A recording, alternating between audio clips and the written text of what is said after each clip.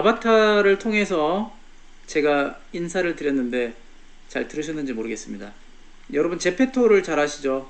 그 제페토를 통해서 제가 지금 여러분들에게 그렇게 말씀을 드린 거니까 어쨌든 오늘 여기 그 우측에 보이는 저의 아바타도 있죠. 이 아바타는 제가 제페토를 사용하지 않고 그냥 제가 다른 데에서 만들어 본 거거든요. 그래서 여러분들이 만들어 볼 수 있는 방법이 여러 가지가 있다는 거를 오늘 제가 알려드리고요.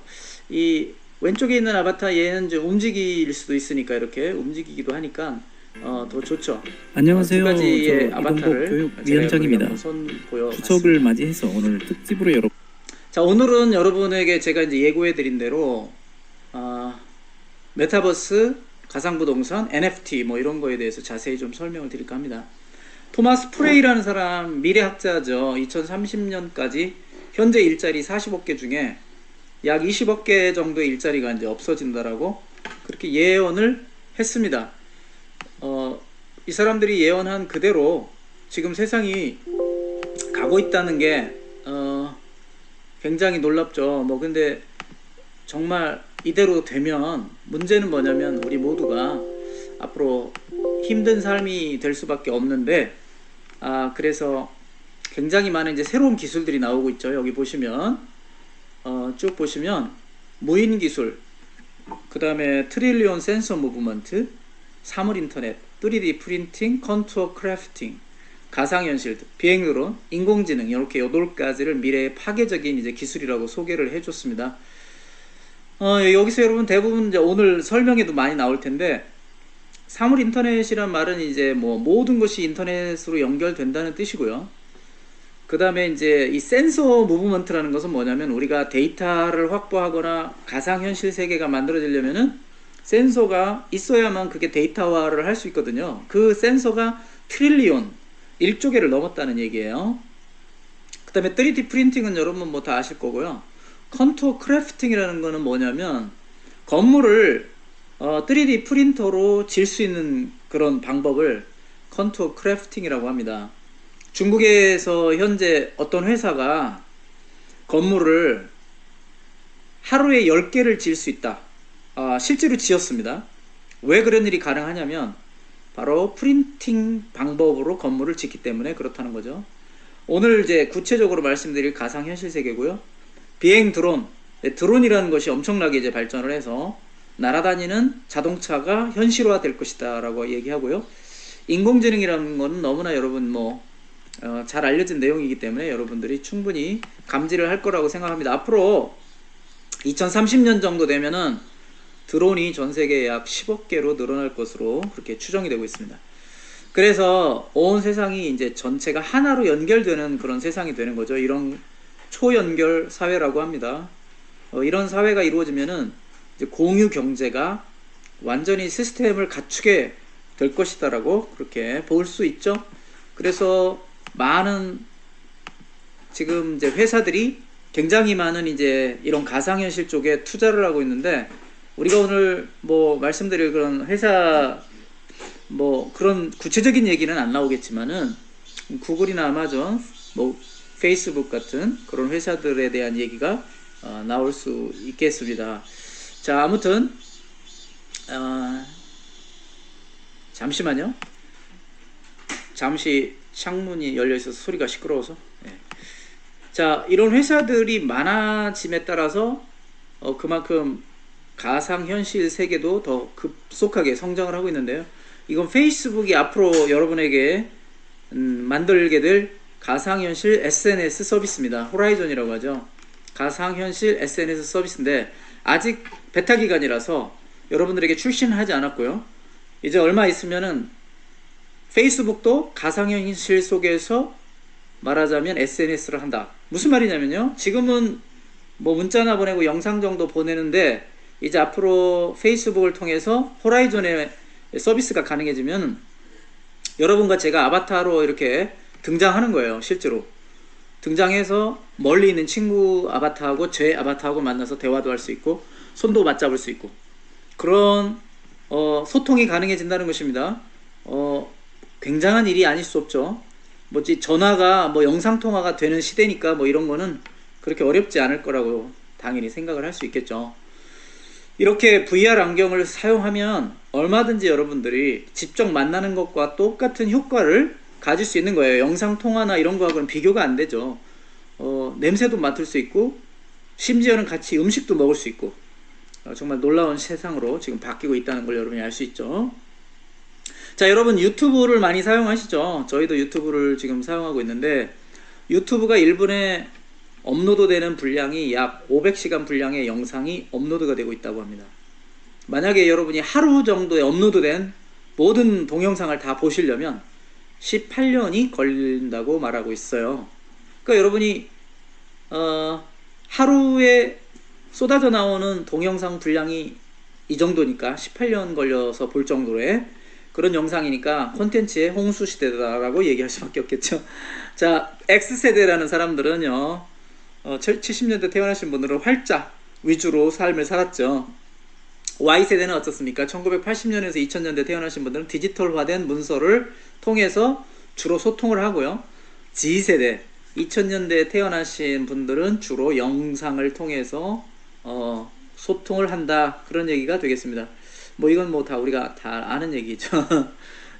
아무튼 중요한 것은 오늘날 세상은 연결의 매직이다, 그렇게 보여집니다. 자, 연결의 매직과 진화 어떤 내용인지 한번 간단하게 보시면요.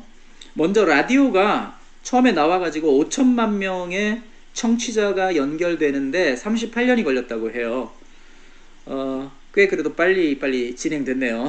하지만 여러분 텔레비전 어떻습니까?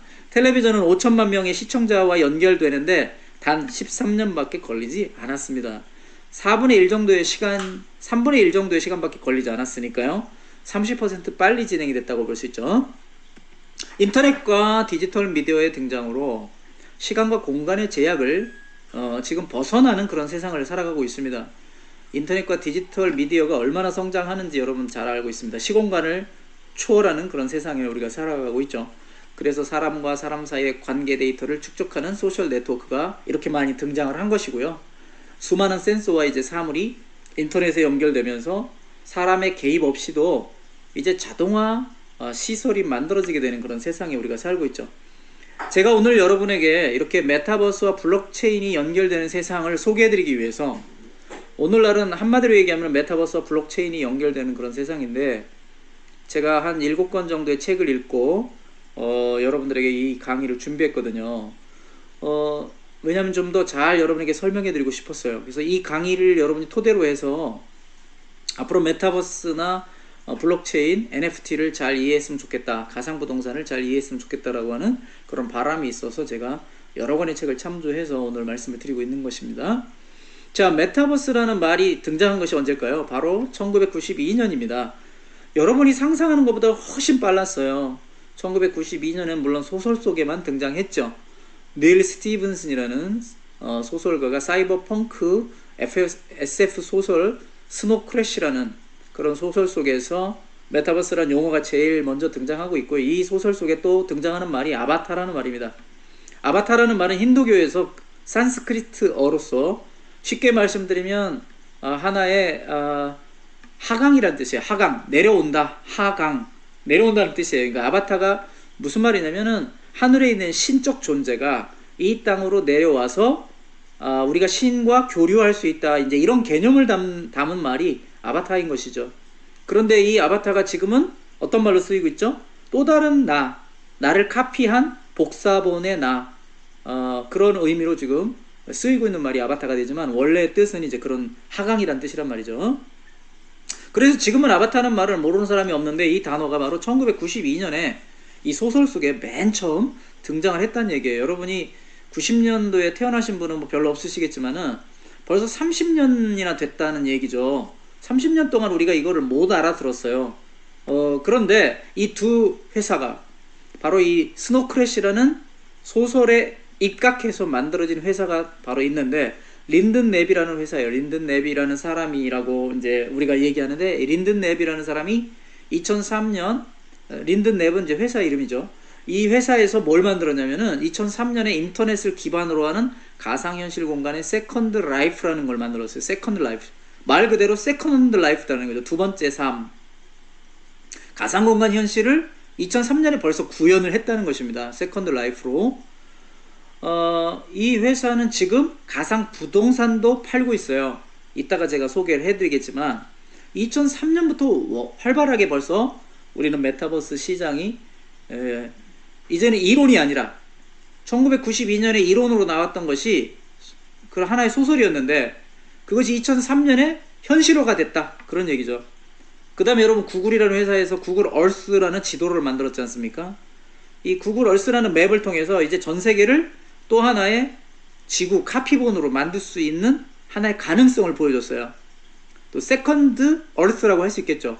구글 얼스가 지구를 그대로 이제 거울 세계처럼 이렇게 카피해서 만드는 것이니까 그걸 구글 얼스라고 하잖아요.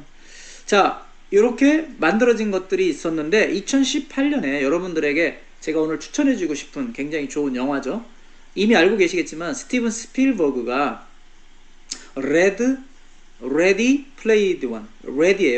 플레이어 원이라는 이거는 하나의 소설이었습니다. 그것도 소설책인데 이 소설책을 영화로 만들었어요.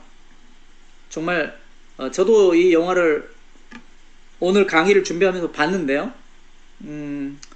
정말 흥미진진한 영화가 아닐 수 없었습니다. 여러분 정말 제가 오늘 보여드리고 싶어요. 이 영화를 너무 감동적인 영화면서 앞으로 우리가 가상현실 세계를 정말 제대로 이해할 수 있는 그 영화에 보면 대부분의 사람들이 다 VR 안경을 끼고 춤을 추고 대화를 하고 삶을 살아가고 있어요.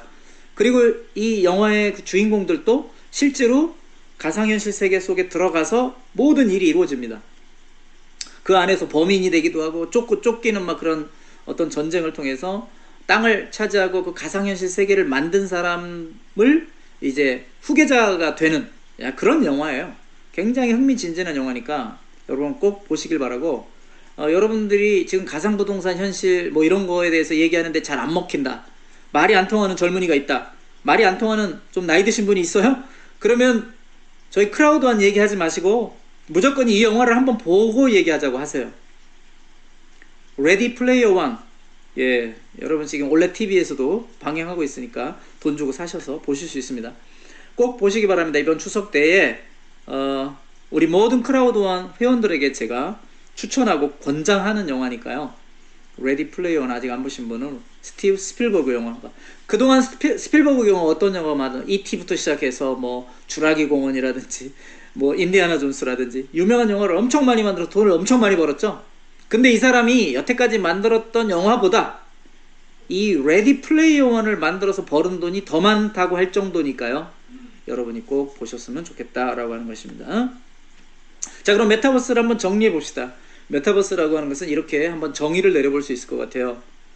디지털로 구현된 무한한 가상세계이자 유저와 상호작용하는 컨텍스트를 가진 컨텐츠라고 할 수 있겠죠. 컨텐츠를 가진 다차원의 시공간이 존재하는 세계다. 그러니까 이거는 무한하죠. 우리가 살고 있는 지구는 굉장히 유한합니다.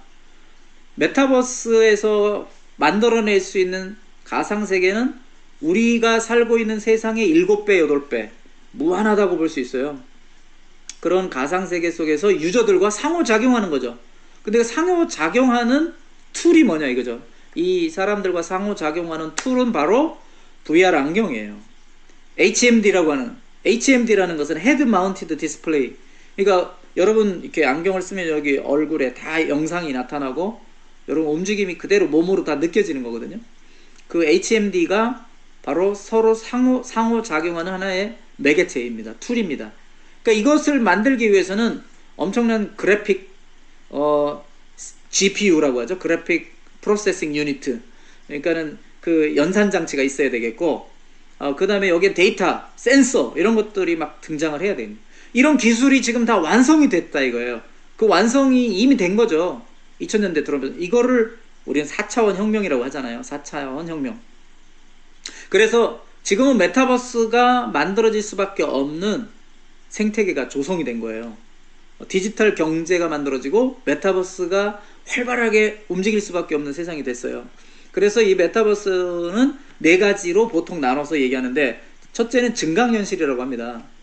우리가 지금 살고 있는 이 현실에다가 디지털로 구현된 정보나 사물을 상호작용할 수 있게 만든 일종의 더하기를 한 거죠. 우리가 지금 살고 있는 세상에 갑자기 이렇게 팝업으로 여러분의 증강된 현실이 가상으로 떠오는 거예요. 이거 두 개가 결합이 된 거. 이런 거를 이용해서 지금 굉장히 많은 뭐 CF 같은 거요, 광고, 영화 뭐 이런 것들이 만들어지고 있지 않습니까? 그러니까 뭐 이게 컴퓨터 기술이 없으면 불가능한 거죠. 두 번째는 라이프 로깅이라고 하는데요. 라이프 로깅은 여러분이 이미 다 경험하고 있는 거예요. 여러분들이 경험하고 있는 건데 뜻을 몰랐을 뿐이죠. 우리가 라이프 로깅이 뭐냐, 우리들이 살고 있는 일상 정보와 경험을 공유하거나 데이터들이 디지털로 축적되는 그런 공간을 라이프 로깅이라고 합니다. 대표적으로 예를 들면 페이스북, 뭐 카카오, 네이버 이런 거죠. 그 여러분이 거기다가 글을 남기고 여러분의 사진을 올리고 다 정보나 경험을 올리는 거잖아요. 여러분들이 글을 써서 올리든 뭐 클릭을 해서 복사해서 올리든 이게 전부 다 데이터화 되는 거예요. 근데 여러분이 직접 이렇게 데이터화를 안 해도 모든 데이터들이 쌓여지고 있어요. 왜 그러냐? 우리가 스마트폰을 쓰고 있잖아요. 스마트폰이라고 하는 기계 속에 20개 이상의 센서가 이미 장착이 되어 있습니다. 그래서 그 장착된 센서들이 어떻게 해요? 여러분의 정보를 다 퍼나른다니까요. 여러분이 어디에 있는지 위치를 추적하죠. 여러분이 지금 달리는지 뛰는지 차 안에 있는지 운전하는지 뭐 이런 거 다 알아요. 이 센서들이 20개가 있는데 이 디지털, 아까 얘기했죠, 가상현실 세계를 만들어내는 센서는 무려 1조 개가 넘는다고요. 트릴리온이라고 했잖아요. 이미 스마트폰에 20개 이상 센서가 있고, 여러분 앞으로 자율주행차 이런 게 나오면 인공지능 시스템이 더 많이 가미가 되니까 수천 개, 수만 개의 센서들이 지금 여러분 주위에 있어요. 그래서 그 센서들이 여러분이 원하지 않든 원하든 간에 그것들이 전부 다 어떻게 돼요? 여러분의 일상생활과 경험들을 정보화 시킨단 말이죠. 데이터화 시키는 거예요. 이거를 라이프 로깅이라고 말하는 거예요. 여러분들이 실제로 2000년대 들어서 컴퓨터가 만들어지고 스마트폰이 만들어지면서 다 이렇게 살고 있는 건데 우리가 몰랐던 것 뿐이죠. 그 데이터들이 많이 모이면은 빅데이터라고 하는 거예요. 그 빅데이터가 있어야 센서들과 연합이 돼가지고 어떻게 돼요? 인공지능이 개발이 되고 가상현실 세계가 만들어질 수 있게 되는 거죠. 세 번째는 미러월드라고 합니다. 미러월드라는 것은 말 그대로 거울 세계죠. 거울 세계. 우리가 살고 있는 현실을 그대로 거울을 보는 것처럼 어떤 새로운 세상에다가 구현시켜 놓은 거예요. 구글 얼스, 아까 말씀드렸던 지도가 똑같은 거죠. 우리가 살고 있는 지구를 새로운 가상현실 지구로 만들어 놓은 거예요. 그런 게 있기 때문에 우리가 지금 가상부동산 땅 이런 게임도 할 수가 있는 거예요. 자, 네 번째는 가상세계죠. 우리가 제일 이제 오늘 많이 들을 얘기가 가상세계 아니겠습니까? 버추얼 세계라고 하죠. 버추얼. 자, 디지털로 구현된 가상화된 환경과 상상하는 모든 것을 컴퓨터 그래픽으로 시뮬레이션 해가지고 만들어 놓은 세계예요. 그러니까 지금은 가상세계가 아주 주목을 받고 이것이 우리 삶의 중심이 되어버렸어요. 싸이월드라는 여러분 미니 홈피가 있었죠. 2002년도에 나왔는데 싸이월드를 안 해보셨나요? 대부분 해보셨을 겁니다.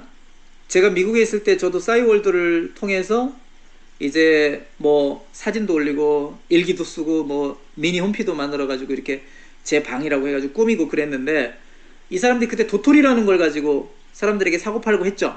그 도토리가 말하자면 이 싸이월드의 하나의 경제예요. 메타버스 경제라고요. 그게 오늘날로 얘기하면 뭡니까? 그게 가상화폐죠. 가상경제가 이미 싸이월드에 있었다는 얘기예요. 이 사람들이 도토리로 한 달 매출이 1000억 원이었답니다. 여러분 이런 사실을 모르셨죠? 지금 카카오하고 비교가 됩니까? 한 달에 1000억 원씩을 벌었는데요. 자, 2004년에는 1000만 명이 가입을 했고요. 생긴 지 5년 만에 2천만 명이 가입을 했고, 생긴 지 6년 만에 3천만 명이 가입을 하는, 뭐 이거 생각하면 저희 회사는 싸이월드보다 훨씬 더 대단하죠. 저희 회사는 2년 만에 3,500만 명이 가입을 했으니까요. 여기는 6년이 걸렸는데 우리는 2년 만에 그걸 했으니까 대단하죠. 저희 회사는. 아무튼 싸이월드는 정말 대단한 회사였었어요. 뭐 페이스북이나 어떤 뭐 카카오나 사실은 이 싸이월드가 계속 있었다고 하면 전세계 1등이었을 거예요. 전세계 1등. 왜냐면 이런 서비스가 나온 적이 없으니까요. 2002년에 나왔으니까 대단한 서비스죠. 뭐 2004년 이후에 뭐 페이스북이나 이런 뭐 카카오 이런 게 시작이 됐지 않습니까? 그러니까 싸이월드가 남았다면 페이스북도 카카오도 없었을 거다 이거죠. 자, 잘 들으셔야 돼요, 여기서. 자, 그런데 왜 싸이월드가 없어졌을까요? 소셜 네트워크라는 말이 그때는 너무 흔하지 않았어요. 그런 말조차 몰랐어요, 사람들이. 이런 메타버스 세상에 올 거라고 몰랐던 거죠. 만약에 싸이월드를 진행하고 있는 개발자들이 스노우크래시만 읽었어도, 스노우크래시라는 책만 읽었어도 저는 싸이월드가 안 없어졌을 거라고 생각을 합니다. 근데 소셜 네트워크에 대한 이해가 부족하고 창업자와 개발자들이 돈을 많이 버니까 결국은 팔아치우고 막 이탈을 하게 되고요. 경영진들이 자주 교체되고, 또 네이톤하고 이제 결합을 하면서 무리한 결합을 했고, 무분별한 사업 모델을 막 결합을 하고, 이런 걸 하고 또 고객들의 가치나 대응이 지연되다 보니까 결국은 어떻게 되냐면 쇠퇴하고 말았어요. 그냥 쇠퇴한 건 아니에요. 이런 와중에 누가 나왔냐? 바로 페이스북, 트위터, 인스타그램 같은 SNS 그룹이 막 나오기 시작한 거예요. 그러니까 사람들이 이제 옮겨갈 수밖에 없었던 거죠. 안타깝게 싸이월드는 올해 이제 다시 부활하기 위해서 준비를 한다고 합니다. 싸이월드가 2021년에 5월달에 원래 이제 부활한다고 했는데 아직 등장을 안 했어요. 지금 아이디 찾기를 하고 있는데요, 싸이월드에서. 저도 아이디를 찾았어요. 2000년에 있었던 제 아이디를 20년 만에 다시 찾았는데, 이 싸이월드가 나온다고 해도 경쟁이 될까 모르겠어요. 왜냐면 지금 싸이월드가 너무 뒤떨어져 있잖아요. 앞으로 이 회사보다 더 능가할 회사들이 너무 많기 때문에 싸이월드가 나온다고 해서 과연 카카오나 페이스북을 쓰던 사람들이 옮겨갈까 라고 하는 것은 좀 의문의 여지가 있죠. 그러니까 뭐예요? 싸이월드는 너무 안타까운 거죠. 그때 당시에 이거를 잘 활용했으면 세계 제1이 될 수도 있었는데, 지금은 거의 후발주자, 너무 뒤에 지금 서 있는 회사가 되고 말았어요. 자, 아무튼 싸이월드에서는요, 자신의 아바타 미니미라고 해가지고 자신의 아바타에 옷이나 아이템을 도토리로 결제해가지고 사서 입힐 수도 있었다니까요. 얼마나 대단한 메타버스였습니까? 지금으로 상상할 수 없는 얘기죠. 30년 전에 이런 일이 있었다는 것이. 그래서 사람들이 열광했던 거예요. 저도 되게 좋아했고, 아 신기하다. 매일 들어가서 막 확인하고, 어떻게 보면 메타버스의 원조격이라고 할 수 있겠죠. 그리고 일촌이라는 개념이 있었잖아요. 그래서 친숙한 커뮤니케이션, 일촌 맺자 이래가지고 사람들하고 막 관계도 막 형성되고, 모르는 사람들하고도 댓글 기능도 있었고 클럽 교제도 있었어요. 근데 굉장히 멋있는 서비스가 무너져 내렸다는 거죠. 자, 이제 세컨드 라이프라고, 아까 제가 스노우 클래시의 영향을 받아서 린든랩이라고 하는 회사가 만들었다는 세컨드 라이프를 한번 살펴보도록 할게요. 1999년에 필립 로즈데일이라는 사람에 의해서 만들었어요. 린든랩이라는 회사 이름으로 만들어져서 2003년에 이제 공식 서비스를 오픈하게 됐는데, 이 회사가 린든 달러라는 전용 화폐를 도입을 해서 사용을 하고 있죠. 그러니까 다시 말하면 이 가상화폐를 자기네 그 말하자면 홈페이지 플랫폼에서 마음대로 사고 팔 수 있게 이것도 장치를 해놓은 거예요. 물론 아바타가 있고 거기에 많은 마켓플레이스가 있어서 굉장히 많은 물건들을 사고 팔고, 그 다음에 거기에 이제 가상 부동산 땅도 살 수 있고 건물도 질 수 있고 사고 팔 수 있게 다 해놓은 거예요. 2003년부터 공식적으로 이런 서비스가 오픈됐다라고 하는 거죠.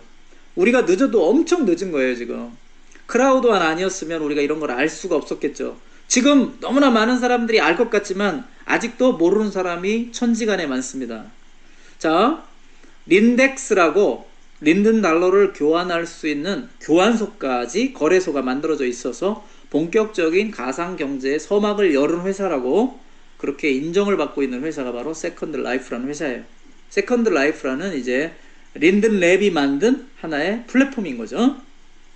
자, 2006년에 사용자가 급증을 해가지고 2007년에 960만 명이 넘었고, 지금은 1000만 명 이상의 뭐 당연히 많은 회원들이 가입이 되어 있는 굉장히 좋은 서비스 중에 하나입니다. 여러분이 아셨는지 모르겠지만 2007년에 힐러리 클린턴이라는 민주당 후보가, 미국의 대선 후보가 선거 유세를 세컨드 라이프에서 진행을 했습니다. 힐러리 클린턴이 2007년이었고, 우리나라의 이명박 대통령이 될 당시의 선거 캠프에서도 유세장을 만들고 홍보관을 만들어서 마케팅 전략으로 썼던 회사가 바로 세컨드 라이프였어요. 근데 우리가 너무 세상의 물정이 어두웠던 거죠. 이런 것들을 너무 하찮게 보고 우리가 관심조차 갖지 않았던 거예요.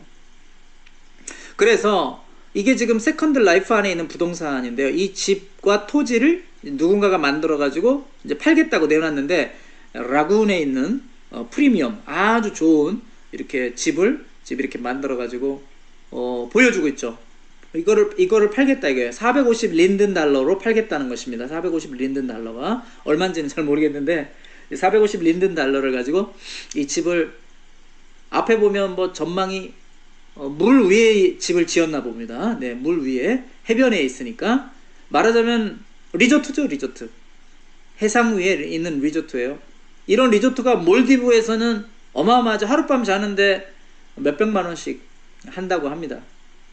이병헌 씨가 결혼해서 몰디브에서 이렇게 생긴 이렇게 비슷한 그런 리조트에서 하룻밤을 잤다고 하죠. 하룻밤 자는데 약 350만 원 정도 하는 호텔을 일주일 빌렸으니까 얼마입니까 지금? 2천만 원 넘게 숙박비로 썼네요. 오고 가는 비행기 값까지 다 하면 5천만 원 정도 썼겠네요. 자, 아무튼 그런 세상입니다 지금. 자, 그렇습니다. 그래서 세컨드 라이프 뷰어라는 클라이언트 프로그램을 통해서 이용자는, 여기서 이용자들을 거주자라고 또 불러요. 이용자는 다른 아바타와 상호작용하면서 보편적인 메타버스의 모습과 결합한 소셜 네트워크 서비스를 제공하고, 이 안에서는 주로 이 세컨드 라이프가 주로 하는 것은 이제 콘서트, 그 다음에 미술 전시회 이런 거를 주로 많이 해요. 안에 극장들도 다 만들어서 서비스 할 수가 있어요. 자, 이번에는 왜 사람들이 가상세계에 메타버스는 4가지가 있다고 그랬잖아요. 증강현실, 그 다음에 뭐 라이프 로깅, 거울세계, 가상세계 이렇게 4가지가 있는데, 그 4가지 메타버스 중에서도 왜 하필이면은 특히 가상세계에 이렇게 열광을 할까요? 이렇게 가상세계에 열광하는 이유가 뭐냐? 2가지로 여러분에게 요약해 드린다면, 첫 번째는 현실에서 충족하기 어려운 인정 욕구를 풀고자 하는 갈망이 있다는 거예요. 사람들은 이 현실에서 인정 욕구, 내가 뭐 인정받고 어디에 소속되고 뭔가 이런 거를 성취하고자 하는 욕구가 있는데, 그런 것들이 이루어지지 않을 지금 현실이잖아요. 가고 싶은 대학도 못 가고 싶은 뭐 직장도 없고 취직도 안 되고, 그 다음에 결혼도 내 마음대로 하고 싶은 사람하고 못 하고, 이 모든 게 굉장히 어려운 현실이에요. 욕구가 안 풀려요. 너무너무 어려워. 내 돈도 많이 벌고 싶은데 안 되고. 그러니까 전부 다 어떻게 하냐면 이 가상현실 세계에 돌아가서 이 욕구를 풀 수 있는 데가 바로 가상현실 세계니까요. 가상현실 세계에 열광한다는 것입니다. 2번째는 인간의 가장 중요한 본질이 하나가 있죠. 그거는 바로 재미입니다. 재미. 사람은 재미없으면 뭐든지 하기 싫어해요. 저희 크라우드한 사업도 재밌으니까 우리가 하고 있는데, 지금은 조금 재미 못 보신 분들도 많죠. 근데 굉장히 재밌는 사업이 분명히 틀림없이 재밌는 사업이에요. 근데 사람은 몰입감을 느낄 때 더 재미를 느끼거든요. 근데 사람의 몰입감을 주로 어디로 느낄까요? 시각입니다. 시각. 사람은 보는 것으로 얻는 정보가 굉장히 많거든요. 그래서 가상세계는 다 보여주는 거잖아. 우리가 이 비주얼 안경 가지고 다 보고 있잖아요. 보지 않으면 무슨 재미가 있어요. 사람의 모든 정보가 80% 이상이 다 시각에서 얻는 거거든요. 특히 남성들은 더 그래요. 그러니까 이 80% 이상이 다 눈으로 보는 것으로 다 정보를 얻고 즐기고 하는 거란 말이에요. 그러니까 VR 기술이 발전될 수밖에 없죠. VR 안경이 있어야만 이런 것들을 시각적으로 환상적으로 느낄 수가 있으니까요. 뭐 3D 영화가 나오고 이제 4D 영화가 나오고 뭐 그렇잖아요, 여러분. 영화를 2D 영화로 보면 재미없잖아요. 3D 영화 정도는 보셔야 재미가 있죠. 근데 지금은 3D 영화 봐도 재미없다 그래요. 왜? 4D가 나왔잖아요. 4D 영화 다 보셨을 거라고 믿는데, 그런 세상이기 때문에 이 VR 안경이 엄청 발전할 수밖에 없습니다. 그리고 2번째는 우리가 재미있는 가상세계이면서도 시각 효과가 좋지만 안전하다는 거죠. 현실 세계에서 이런 걸 누리려고 하면 너무 불안전해요. 내가 하늘에서 번지점프도 한번 해보고 막 스카이다이버도 한번 해보고 싶은데 나이 먹고 불안하잖아요. 우리가 다치면 어떡하나, 죽으면 어떡하나, 이런 것 때문에. 근데 가상세계에서 뭐 뛰어내려봤자 뭐 내가 집안에 그냥 있는 거니까 안전하다는 거죠. 안정감이 있기 때문에 되다. 이러한 가상 정보를 시각적인 정보 변환에 쓰이는 연산 장치를 GPU라고 한다고 그랬죠. GPU. 그 Graphic Processing Unit라고 그래요. 이거 GPU에 있어서만큼은 엔비디아라는 회사가 있어요. 엔비디아라는 회사가 반도체로 유명하고 또 컴퓨터를 만들려면 CPU가 반드시 있어야 되거든요. 가상 처리 장치. 그 연산 처리 장치뿐만 아니라 사실 컴퓨터에는 GPU가 그렇게 필요가 없었어요. 옛날에는 CPU만 있으면 됐었단 말이죠. 그걸 만들던 회사가 엔비디아라는 회사거든요. 젠슨 황이라는 사람이 지금 CEO로 있죠. 그런데 게임이라는 게 나왔잖아요. 이제 게임. 컴퓨터로 뭐 게임 어마어마하잖아요. 지금 뭐 로블록스 비롯해서 뭐 무슨 포트나이트 그 다음에 뭐 레전드 오브 리그 같은 게임, 리그 오브 레전드인가요? 그런 게임들이 막 나와가지고 어떻게 됐어요?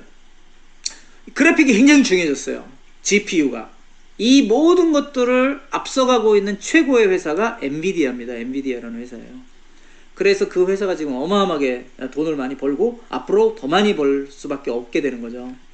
메타버스의 본질은 그렇기 때문에 재미와 콘텐츠다. 재미가 있어야 되고, 두 번째는 재미를 어디에서 누려요? 콘텐츠죠. 콘텐츠가 있어야 누리잖아요. 그동안 사람들은 유튜브를 통해서 많은 재미를 막 즐거웠어요. 엄청나게 콘텐츠가 많잖아요. 유튜브에. 그러다 보니까 사람들이 시간 가는 줄 모르고 유튜브를 하고 있는 거예요. 하루에도 뭐 몇 시간씩, 그쵸? 적어도 하루에 거의 2시간씩 다 본단 말이에요. 유튜브를. 그러니까 유튜브 조회수가 많은 사람은 돈도 벌고 했겠죠. 지금은 이제 유튜브보다는 한물 갔죠. 이제 가상세계의 컨텐츠가 무궁무진해지다 보니까 이제 유튜브도 제가 볼 때는 이제 한물 간 거예요. 인간을 호모 루덴스라고 합니다. 호모 루덴스라는 말은 재미있는 인간, 재미를 즐기는 인간이다. 그러니까 즐거움을 누리는 게 인간이라는 그런 뜻이에요. 그러니까 사람이 뭔가 행복하게 살기 위해서는 우리가 재미있게 살아야 된다고 얘기하잖아요. 결혼할 때 어른들이 덕담해 주잖아요. 아이고, 두 사람이 싸우지 말고 재미있게 살아. 이렇게 얘기하지 않습니까? 결국은 이렇게 재미난 세상을 너무 공부 일 한다고 되게 우리가 조금 재미를 못 누리고 있는 건 사실이에요. 우리나라가 좀 문제가 좀 있어요. 그러니까 인간을 재밌게 살도록 만들어주는 세상이 좋은 세상이란 말이죠. 그게 선진국이에요. 복지가 잘 된 나라예요. 그러니까 우리나라도 너무 교육한다고 맨날 공부하라, 뭐 맨날 일하고, 두 가지가 다 잘못된 거예요. 일도 좀 줄이고 공부도 좀 줄이고, 일단 사람은 재미있게 살아야 돼요. 재미있게. 그러니까 재미있으려면은 컨텐츠가 있어야 된다고요. 내가 뭘 가지고 재밌을 거예요? 컨텐츠가 있어야 돼. 내가 좋아하는 거를 하고 싶은 인간의 욕망을, 이 가상현실 세계는 앞으로 그러기 때문에 메타버스는 어마어마하게 성장할 수밖에 없어요. 특별히 그 중에서 가상세계가 제일 발전할 수밖에 없다는 것을 제가 이제 말씀을 드린 것입니다. 자, 스마트폰이 혁명이다. 스마트폰이 하나의 혁명이었죠. 인터넷 세대에서 이제는 스마트폰 없으면 못 써. 인터넷보다는 지금 스마트폰을 더 많이 만지고 있잖아요. 사실 컴퓨터보다. 근데 메타버스는 어때요? 새로운 문명이다, 이렇게 얘기합니다. 이제는 혁명이 아니라 문명이에요. 다시 말하면 피해갈 수 없는 게 문명이죠. 사람이 미래로 가고 있잖아요. 지금 우리는 과거로 갈 수는 없어요. 미래로 가고 있는데 그 미래 세계에서 우리가 반드시 몸을 담고 살아야 되는 그거를 문명이라고 하잖아요. 그러니까 메타버스는 우리의 현실이고 문명이다, 그런 얘기죠. 자, 메타버스에서는 AI가 발전하기 좋은 터전입니다. 자, AI가 왜 메타버스에서 제일 발전을 하냐면요. 자, 여러분, 로봇가 있어요. 지금 로봇가 할 수 있는 거는 물론 꽤 많죠.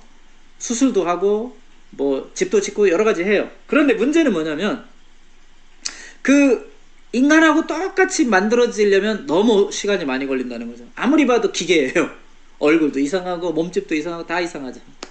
그 AI를 진짜 인간처럼 만들어내기 위해서 지금 굉장히 노력을 하고 있어요. 모든 세상의 기술, 뭐 선진 공업들이, 산업들이 다 거기에 투자를 하고 있는데, 그렇게 되기까지는 너무 오래 걸린다는 거죠. 로봇가 손가락 하나 까딱 하는데도 몇 년이 걸리니까요. 인간의 얼굴하고 똑같은, 뭐 터미네이터 같은 영화가 나왔긴 했지만 그건 영화고, 그쵸? 그게 현실화되기는 아직까지 시간이 많이 남아있어요. 하지만 메타버스에서는 틀려요. 메타버스에서는 이미 인간을 바로 복제가 되고 인간 이상의 AI가 구현이 됩니다. 그만큼 AI 기술이 빨리 발전할 수가 있는 곳이 메타버스 시장이라는 것입니다. 마가라는 말 들어보셨죠? 마가. MAGA, 마가. 마이크로소프트, 애플, 구글, 아마존을 가르쳐서 마가라고 하고, 또 팽이라고도 하죠. 팽. 뭐 페이스북, 아마존.com, 애플, 그 다음에 넷플릭스, 구글 이렇게 5개 회사를 팽이라고 하는데, 이런 회사들 때문에 스마트폰 시대가 발전한 거예요. 스마트폰이 애플에서 처음에 애플이라는 회사가 만들지 않았으면 뭐 삼성은 저리 가라 했었죠. 애플이라는 회사가 폭발적으로 성장을 했습니다. 그러니까 이렇게 회사들이 있음으로 해서 스마트폰 시대를 주도했다라고 하면 그 중에서 이 넷플릭스라는 회사가 있습니다. 넷플릭스라는 회사가 만들어진 지 얼마 안 됐는데 벌써 가입자가 올해 2억이 넘었어요. 그러니까는 뭐 아마존닷컴이나 구글이나 이런 페이스북 같은 회사는 10년에 걸려서 만들어져야 될 가입자를 단 1, 2년 만에 끝냈다는 얘기예요. 앞으로 상위 1% 이상의 기업들이 1% 안에 들어있는 엄청난 기업들이 있죠, 세상에. 그런 기업들이 전부 다 메타버스 세계를 주도하기 위해서 투자를 하고 움직이고 있다는 사실을 여러분이 기억을 하셔야 됩니다. 그만큼 메타버스 시장은 1700조, 2300조, 3000억, 3000조로 이제 늘어나게 될 것이라는 얘기죠. 자, 이런 메타버스 시장이 늘어나면서 여러분 혹시 이런 말 들어보신 적 있어요? 린저씨라는 말 들어보셨어요? 린저씨? 오늘 못 들어보신 분이 많으실 것 같습니다. 린저씨란 말은 리니지라는 말과 아저씨가 합해져 가지고 만들어진 이름이에요. 리니지라는 게임이 2017년에 나왔는데 그 게임에 엄청나게 많은 이제 중년층들이 막 좋아하기 시작했어요. 중장년층이 막 좋아하면서 아저씨들이잖아요. 이 사람들이 게임에 막대한 돈을 투자하면서 린저씨가 된 거예요. 돈이 있어야 게임을 하죠. 그러니까 게임할 만한 돈이 있고 하는 사람들을 우리는 흔히 린저씨라고 부른다 이거죠. 여러분 실버 서퍼라는 말도 들어보셨나요? 실버 서퍼라는 말은요, 실버 하면 뭐 나이가 드신 분을 얘기하는 거잖아요. 서퍼, 온라인 게임에 빠져있는, 온라인 게임을 이미 경험하고 익숙해진 50대 이상의 장년층의 사람들을 우리는 실버 서퍼라 한다. 그런데 여기서 여러분 한번 주목해 볼 이야기가 있습니다. 젊은 애들이 하는 거 아닙니까? 게임? 온라인은 주로 젊은 애들이 하는 거 아닙니까? 세상은 바뀌었어요. 젊은 아이들이 게임하고 온라인 하는 게 아닙니다. 메타버스는 젊은 층을 위한 게임 사업이 아니라는 걸 여러분이 아셔야 돼요. 엄청 쇼킹한 얘기죠. 우리는 크라우드완 사업하면서 이런 얘기를 많이 해요. 메타버스 뭐 이런 플래닛 IX는 젊은 애들이 많이 잘하지 뭐 젊은 애들을 끌어들여야 돼 막 이런 얘기를 합니다. 젊은 층을 위한 게임 사업이 아니라는 것입니다. 메타버스는 오히려 나이 드신 분들이 더 좋아해요. 메타버스 컨텐츠를 소비하는 데 있어서 큰 활동력이 필요 없거든요. 웬만하면 그냥 클릭하고 뭐 이렇게 누르면 다 만들어지는데 애들이 뭐 필요할 이유가 없어요. 애들이 잘한다는 뭐 보장이 없어요. 젊은 사람들만이 아니라 나이 드신 분들이 오히려 젊은 시절에 자기 모습을 아바타로 재현하기도 하고, 우리는 소중하잖아요. 옛날에 추억이 소중하잖아요. 근데 세상이 많이 변해가지고 내가 초등학교 동창들도 못 만나고 그러는데 이 젊은 시절의 모습으로 돌아가고 싶은 그 욕망이 있단 말이에요. 이게 바로 메타버스 콘텐츠에서는 다 가능하니까, 그래서 장년층에게 더 적합하다는 것입니다. 여러분, 왜 플래닛 IX 크라우드완이 젊은 애들이 해야 된다고만 생각하십니까? 나이 든 사람도 얼마든지 할 수 있고 해야 되는 사업이고 해야 되는 게임이라는 거죠. 엄청 중요한 거예요 이거. 네네. 자, 이제는 조금 이야기를 돌려서 이제 블록체인에 대해서 말씀을 드려보겠습니다. 여러분, 블록체인에 2010년 5월 18일 날에 소프트웨어 개발자인 라즐로 하니에츠라는 사람이 10,000 비트코인을 가지고 피자 2판을 사 먹었다는 이야기 들어보셨죠? 이게 디지털 화폐를 사용한 최초의 문서화된 기록이에요. 상품을 거래했다는 기록이 처음 나오는데 10,000 비트코인으로 피자 2판을 사 먹었어요. 근데 이 피자를 배달한 친구가 누구냐면 18살 먹은 청년인데요. 제레미 스터디반트라는 사람이에요. 그런데 이 사람이 10,000 비트코인을 받았잖아. 자기가 피자 2판 사서 배달해주고. 피자 회사에서 배달해준 게 아니고요. 피자 회사에서 그때 당시 비트코인 안 받았으니까 이 젊은 청년이 피자 2판을 자기 돈으로 사다가 이 집에 배달해주고 10,000 비트코인을 받았다고요. 자, 여기서 여러분은 눈치채셔야 됩니다. 이 비트코인을 피자로 산 사람, 피자를 갖다 주고 비트코인을 가져간 사람들은 비트코인에 대해서 아는 사람이겠어요? 모르는 사람이겠어요? 여러분이 이 사람이 무식해서 피자 2판을 10,000 비트코인으로 사 먹었다고 그렇게 강의하시는 분도 들었는데 그게 아니에요. 이분들은 비트코인을 2003년부터 나온 비트코인을 알고 있었던 사람이고요. 비트코인 채굴을 하고 있었던 사람이에요. 하루에도 비트코인 1000개를 채굴할 수 있었대, 이 사람이. 소프트웨어 개발자니까 이 사람 한예츠라는 사람이 뭐 소프트웨어 개발하는 사람이고 하니까 그 당시는 이 채굴이라는 게 너무 쉬웠다는 거예요. 왜냐면 경쟁자가 없으니까. 비트코인을 아무도 채굴하지 않으니까 자기가 하루에 막 했더니 컴퓨터로 이제 채굴하는 거죠. 그랬는데 하루에도 막 1000개씩 막 비트코인을 축적할 수 있었으니까 그러다가 생각을 한 거예요. 혹시 이걸로 내가 진짜 뭐 거래가 가능한 건가 이게? 그래서 피자 2판을 시켜본 거예요. 10,000 비트에. 이 사람 멍청한 사람이 절대 아닙니다. 그리고 피자를 배달한 이 청년은 또 누군가요? 똑같은 얘기죠. 비트코인에 대해서 알고 있던 사람이었기 때문에 이게 앞으로 몇 년 지나면 큰 돈이 될 거를 알고 있었던 사람이니까 비트코인 하나 두 개 모으는 것도 쉽지 않은데 어떤 사람이 미쳤나봐? 10,000 비트코인을 막 피자 2판에 준다고 하니까 당장 간 거죠. 근데 이 사람이 이거 피자를 10,000 비트코인에 내가 2판 주겠다 라고 광고한 지 3일 만에 피자가 배달된 거예요. 3일 만에. 그러니까 처음에 하루 이틀은 아무도 거들떠보지 않았던 거죠. 근데 18세 청년 어떻게 됐을까요? 7년 뒤에 2,000억까지 가격이 상승된 비트코인을 소유한 사람이 되었죠. 여러분 2,000억이면 누구 정도의 부자인가요? 상상을 초월하는 이야기. 정말 여러분 세상은 오묘한 거죠. 지금 NFT가 이거보다도 훨씬 더 많이 알려져 있죠. 비트코인이 아니라 지금은 NFT에 대해서 이제 우리가 논쟁을 하고 있는 세상이 되고 말았는데요. 그만큼 세상은 이제 많이 변했다는 것을 여러분이 제가 알려드리고 싶어서 이런 말씀을 드린 거고요. 여러분이 빨리 알아보지 않으면 또 시간이 지나면 또 그때 내가 알았으면 좋았을 것을 그렇게 됩니다. 블록체인 혁명이라는 책을 쓰시는 분이 돈 탭스콧이라는 사람이 이런 얘기를 했어요. 난 지금까지 인류 발전을 위해 블록체인만큼 큰 잠재력을 가진 기술을 본 적이 없다. 블록체인이라는 것은 데이터로 우리가 가지고 있는 모든 암호화폐를 디지털 자산으로 만드는 기록 문서죠. 네, 블록체인 기술이라고 하죠. 자, 블록체인 기술이 적용된 대상 중에 인간의 욕망을 가장 잘 반영하고 있는 것이 바로 암호화폐입니다. 2008년에 암호화폐는 2008년에 본격적으로 시작이 됐는데요. 사토시 나카모토라는 사람이 2편의 논문을 쓰게 되는데요. 그 논문에서 이제 실제로 영감을 얻어서 제네시스 블록이라는 그런 코인을 이제 비트코인으로 발행을 했어요. 자, 이렇게 해가지고 시작된 지금 비트코인, NFT, 뭐 이더리움 이런 코인 세상이 되고 말았죠. 코인이란 말은 이걸 더 크게 봤을 때 다 코인인 거예요. 비트코인도 코인이고 이더리움도 코인이고 NFT도 코인이에요. NFT가 이렇게 써있잖아요. Non-Fungible Token이라고요. 토큰이란 말이 코인이라는 뜻이잖아요. 그러니까 화폐인데 암호화폐인데 다 코인이란 말입니다. 자, NFT가 주는 시장의 기회들이 어마어마하잖아요. NFT는 실질적인 주체가 통제권을 가져요. 자기가 내가 NFT를 갖고 있으면 그 사람이 다 통제할 수 있고 스스로 창작자의 권한이 강화되고 탈중앙화된 거래를 할 수 있고요.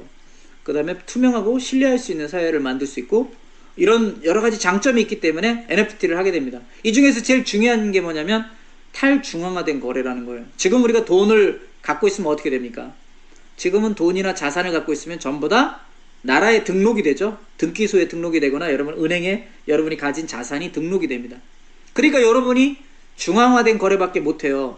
여러분이 마음대로 돈을 움직이면 나라에서 다 알고 있고 통제를 한단 말이에요. 탈세한다고 그러고 여러분이 그렇죠? 근데 탈중앙화라는 것은 나라에서 통제가 안 되고 이제 개인의 권리가 강화된다 그런 얘기가 되겠습니다. 그리고 굉장히 투명하고 신뢰할 수 있는 거래가 되기 때문에 NFT는 굉장히 이제 호황을 이룰 것으로 보게 되는 거죠. 자, 이 그림이 하나 보이십니까? 이게 그림이 어떤 그림일까요? 이미 보신 분들이 계시겠지만요. 자, NFT라고 하는 거는 특정한 자산을 나타내는 블록체인상의 디지털 파일이에요. 각기 고유성을 가지고 있어서 상호 대체가 불가능하다고 그래서 대체 불가능한 토큰이라고 하는 거죠. 비트코인은 내가 1비트코인을 갖고 있고 상대방이 1비트코인을 갖고 있다 그러면 두 개가 서로 바꿔치기 해도 되죠. 똑같은 가치가 있으니까. 하지만 NFT는 각기 고유성이 있어요. 내가 갖고 있는 1 NFT하고 상대방이 갖고 있는 1 NFT가 바꿔지질 않아요. NFT마다 고유한 암호가 있어서 그런 게 아니라 자산 자체가 틀리기 때문에 이건 딱 정해져 있는 거라 누구하고 대체할 수가 없고 한번 내가 가지면 영원한 자산이 되는 것입니다. 팔기 전까지는. NFT는 대부분의 이더리움 블록체인에서 지금 발행이 되고 있어요. 이렇게 블록체인이 NFT를 발행할 때 이거를 민팅 한다고 그러죠. 민트 한다고 그럽니다. 자, NFT의 시초를 뭐 크립토 펑크나 크립토 키티라고 얘기하는 사람도 많이 있는데 실제로 NFT의 조상격이 되는 것은 컬러드 코인이라고 해요. 자, 여기 밑에 보이는 이 그림은 바로 미술 작품인데요. 디지털 작품이에요. 2014년부터 아티스트 케빈 맥코이라는 사람이 크립토라는 개념을 예술세계에 전파한 뒤로 많은 미술 작품들이 이제 NFT화 됐죠. 지금 보시는 이 작품은 바로 이 사람 비플이라는 사람이 만든 작품이에요. 정확히 날짜가 지금 여기 나와 있지 않은데요. 이 사람이 5,000일 동안 만들었다는 거예요. 5,000일 동안 하루에 하나씩 만든 이미지를 가지고 5,000일 동안 조합을 해서 만들었는데 이 작품을 이제 경매장에 내놨어요. 경매장에 내놨는데 처음에 팔릴 때는 처음에 경매가는 이제 10만 원이에요. 10만 원부터 시작했는데 이것이 오르고 올라가지고 6,900억 달러, 6,900만 달러, 770억이 된 겁니다. 771억 달러에 이제 낙찰이 됐죠. 이렇게 뭐 지금 NFT 시장은 어마어마하죠. 이제 NFT 시장하고 제일 잘 결합을 하고 있는 데가 어디냐면 바로 메타버스 시장입니다. 메타버스 시장에서 지금 제일 많이 팔리고 있는 작품이 미술 작품, 또 음악, 이런 예술성 있는 작품들이죠. 그래서 여러분이 만약에 그림을 그릴 줄 안다, 여러분이 어떤 음악을 할 줄 안다, 여러분의 집에 뭐 무슨 가보가 있다 그러면 지금은 다 여러분들이 NFT로 여러분 등록을 할 수가 있어요. NFT로 등록할 때 물론 등록비가 필요하죠. 등록비가. 그 등록비가 필요한데 여러분들이 이렇게 메타버스 시장에서는 NFT가 하나의 자산으로서 소유가 되고 활용이 되기 때문에 앞으로 메타버스 시장에서 NFT가 굉장히 활성화될 것으로 보고 있거든요. 플레이 투 언이라는 말을 쓰죠. 게임을 하면서 돈을 버는 그런 게임을 플레이 투 언이라고 그래요. 우리 플래닛 IX에서 처음에 게임북을 만들어냈을 때 그런 용어를 많이 썼죠. 플레이 투 언이라고. 대표적인 NFT 디지털 부동산 앱이 바로 디센트럴랜드하고 샌드박스라고 아까 말씀드렸는데, 이 디센트럴랜드를 간단히 살펴보면 이렇게 돼 있어요. 지금 여러분이 보시고 있는 장면이 디센트럴랜드 웹페이지에 있는 모습인데요. 사용자에게 아바타가 주어지고요. 마나라는 NFT 티켓으로 여러분들이 디지털 땅을 구매할 수 있게 해주는 그런 장치로 되어 있고, 2021년 6월 기준으로 6,300만 달러를 지금 현재 넘어서는 땅 매매가 이루어졌습니다. 700억 이상의 돈이 왔다 갔다 했다는 거예요. 벌써 거래가 이루어졌다고요. 여러분, 우리 플래닛 X 땅 사가지고 이런 걱정 많이 하시죠. 이게 진짜 거래가 됩니까? 뭐 이렇게 얘기하는데, 제가 그래서 실제로 보여드린 거잖아요. 지금 벌써 이 디센트럴랜드는 나온 지가 꽤 됐지만 2021년 6월 기준으로 약 700억 이상의 돈이 거래가 이루어졌다는 것입니다. 그리고 이제 그 암호화폐 거래소에서 현금화 시킬 수 있고요. 그러니까는 수십 배 가격으로 지금 상승했다는 걸 여러분이 보실 수 있죠. 뭐 올해 들어서는 3년 만에 랜드 가격이 14배, 14배가 올랐다고 하네요. 디센트럴랜드가 만들어진 이후로 지금까지 5만 번 거래가 됐다. 알겠죠? 5만 번. 횟수로 5만 번.